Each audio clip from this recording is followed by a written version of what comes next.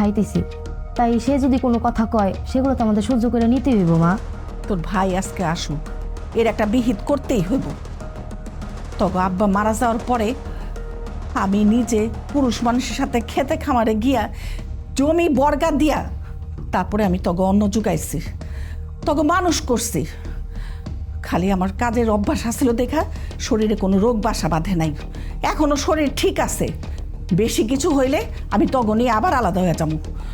দরকার লাগলে আমি আবার খেতে বর্গা দিয়া চাষ কইরা তগো আমি পড়াশোনা করামু, খাওয়ান জোটামু।